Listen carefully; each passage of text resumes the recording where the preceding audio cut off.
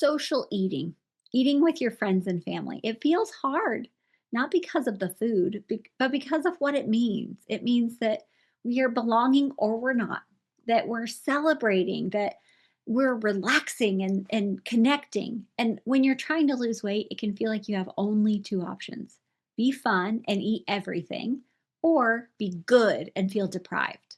That is exhausting. It's a lot of tension. And it's stuff I coach women on all the time. So think about a party. Everyone's grabbing drinks, everyone's eating some appetizers, there's lots of laughing, there's movement because we're maybe dancing or just backslapping, giggling. And inside your head, it's a debate. If I don't eat, I'm going to stand out. They're all going to notice. And if I do eat, I'll regret it. And guess what? They're all going to notice. So everybody thinks people are watching all the time. And then they think, am I supposed to be stricter? Am I supposed to not have this so that I can actually lose weight? You're not crazy for feeling all of this. You're human. We have all of this going on in our head all the time. Humans are wired for connection. We want to feel like we belong. And food, that's kind of the social currency. There's almost always food when there's a get together. When you eat what everyone else eats, you feel normal, you feel part of it.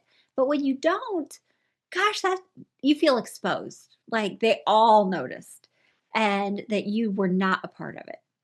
That is biology. It's not weakness. So dieting made food good or bad. At events, you're not just eating, you are good or bad. You're passing or failing. And that pressure, it creates all or nothing decisions. I'll just start over on Monday. That's not lack of willpower or discipline. That is emotional fatigue. That is exhaustion, emotional exhaustion. So here's the shift: you can participate without abandoning yourself, your weight loss, everything that you want. You can eat a little slower. You can check in halfway. You can put stuff on a plate. You can decide intentionally. And then you can leave satisfied instead of your normal stuffed. That doesn't make it rigid or like you don't belong. It just gives you some awareness, some grounding. Like I have a plan. I'm just going to see what they have. I'm just going to take a breath. You hear all that that's my favorite way to talk myself into something. I'm just gonna get my favorite things on a plate and then sit down and eat. I'll decide later if I need more, but I think if I just do this, I'll be good. I like how that motivates me. So before your next event, decide one thing. Tonight, I'm practicing something a little different. I'm just going to stay aware. I don't need it to be perfect, and I'm definitely not going to be restrictive. I'm just going to notice it. I'm going to be aware. And if you overeat, no drama. It's just information. Take that data, that information, and let's learn something from it. All right, ask yourself some questions. I love reflection questions.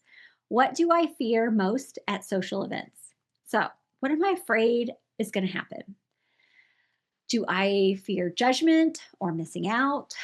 Or am I afraid that I'm not going to be able to do it and I'm going to gain all the weight that I've already lost in one night?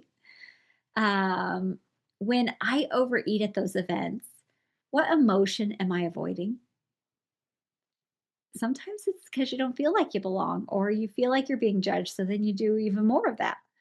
And then the last question: what would it look like to participate at the event without having to perform? You're not a monkey. You don't have to follow the food plan exactly the way you think it's supposed to play out in your head. Just what if what if you're just part of the event and food happens to be there if you want it? If social eating feels like a tug of war every time, if you're tired of starting over after weekends, you don't need more willpower, you don't need more discipline. You need support while you're practicing navigating real life. And this is where coaching helps, because talking through real situations before and after them, it changes everything. If you're ready for support that feels safe and practical, I want you to book a free call with me. We'll walk through where you're getting stuck and what would actually help. Go to coachingkara.com/free call. You don't have to keep managing this alone. I would love to get to help you. See ya.